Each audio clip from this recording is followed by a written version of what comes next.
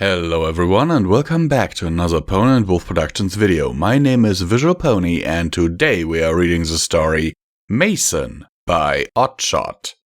So I guess we are not reading a one-shot but an odd-shot today, huh? Anyhow guys, how are you today? I hope that you are all well. I personally am frickin' tired because the night was once again a horrible thing to come. And, yeah, I am not the best in that regard. So, without further ado, let's get the whole thing at the beginning of the video out of the way here with, if the button below this video is still red, that means you have not subscribed yet. And we would very much appreciate it if you did. It would really help us out in the YouTube algorithm. And, if you can, share, like, and comment on this video. Because that also helps us a lot with the algorithm. It is interaction, and the YouTube algorithm really likes interaction on a video. Now, let's get started with this. Sturdy foundations are laid in time. The market is flourishing to the delightful tunes of the spring weather. The trees are still soggy from the well-weathered winter of the week past, but the cantalot-raised sun serenades the southern town. It is a pleasant, ripe day for both work and play. A true, perfect spring day. It is a fine day in Ponyville, Equestria, and you've spent 30 minutes watching some pony lay bricks. Somebody, you remind yourself. You've spoken to him before, many times. He's been in town for 3 years now. In that time, you've heralded the return of an entire empire, defeated a reformed Lord of Chaos, brought peace to a corrupted and troubled diarch, saved your capital from an invasion, and, most importantly, made some friends. The most Mason has done is adopt his pony-based name. And builds his wall. Well, not really. He's nowhere near done. A tent of non-equine design is pitched over the current incomplete section of the wall. There, shaded neatly away from the princess's sun, are 3 things. A sturdy wheelbarrow, brimming with a mixture of mortar, a canteen, and a relaxed, half-naked Mason. You hear metal clinking as he sets his mortar trowel on top of a finished column. The column is twice as tall as a pony, about Mason's height. Then you watch Mason bend down to arrange yet another set of bricks. You've seen walls built, you weren't that shut in, and this is just one stage he processes differently. With his gloved hands he wields a pair of bricks.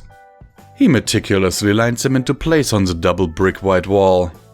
Pulling his hammer from his belt, he carefully taps the bricks into the wet mortar of his stone foundation, tinking as gently as Fluttershy would a birdhouse.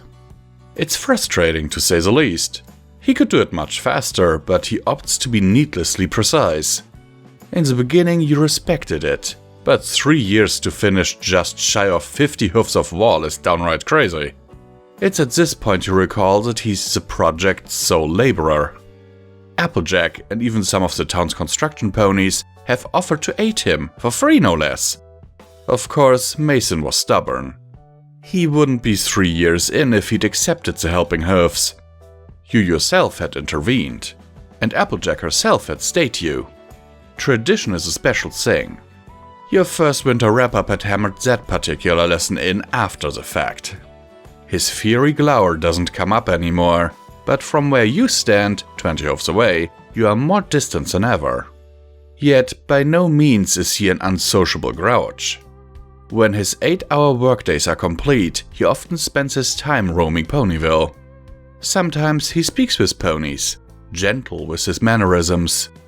Often he simply watches, calm and seemingly at peace. When the day ends, he retreats into his princess-ordained home before you, and rests for the good work ahead. Mason rarely stops working. It takes a thunderstorm of bad weather to send him inside. Simple showers don't deter him. Sometimes you worry about your neighbor. You've had some pretty bad storms, Rock Golden Oaks. But Mason is as sturdy as his wall. For as much judgment as you've given him, the results can't be brushed aside. Now, Mason replaces the hammer for a spirit level. After a quick check, he puts it away. Grunting, he stands and steps to the side of the wall, only to crouch down again. Once more he reaches for a tool. A piece of curved metal. An edging tool.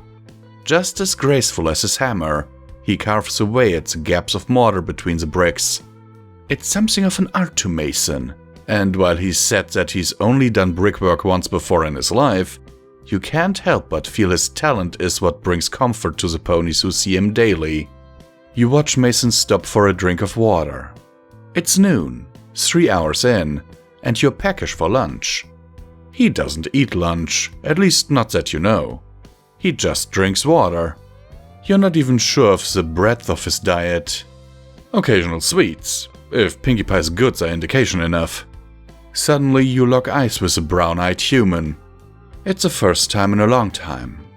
You surprise yourself with a shiver of slimy fear that coils through you. "Twilight?" he asks. "Got a minute?" You blink. Is he? He waves. He is. Giddily you trot over to him, easily fitting under the tent with him.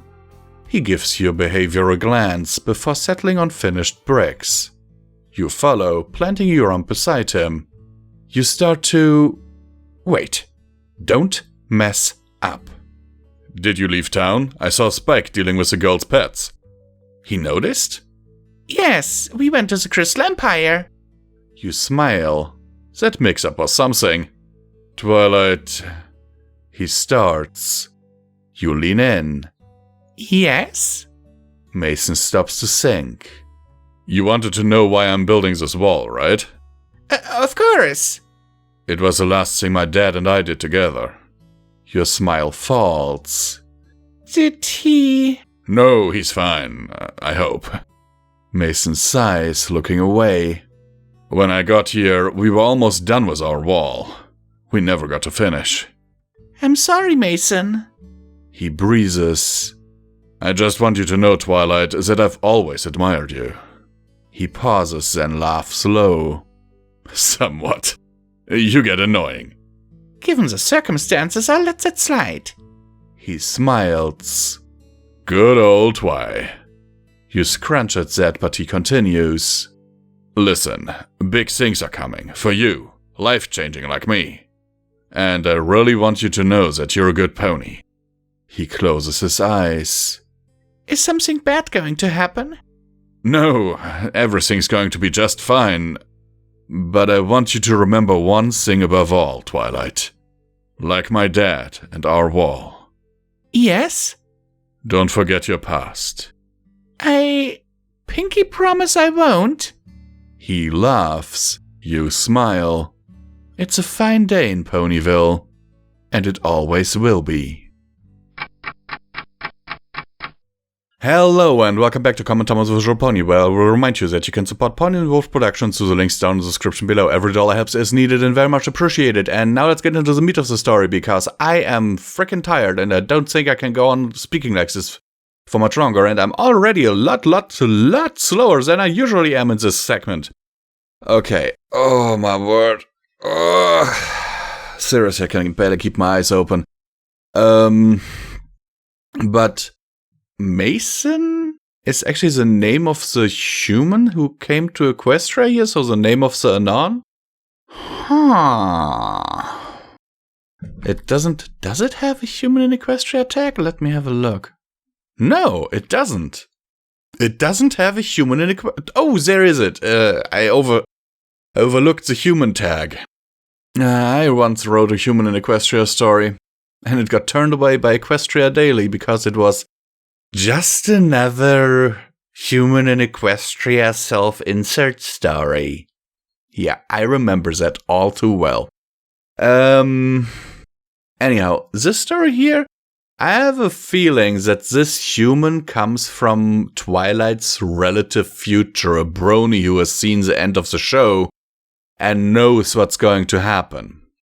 I'd like to know your opinion on that, and my question to you, if you, now that you have likely seen the end of Season 9, If you were transported to Equestria, like, let's say, middle season 2, would you influence events? Would you actually go ahead and warn the girls? It's food for thought.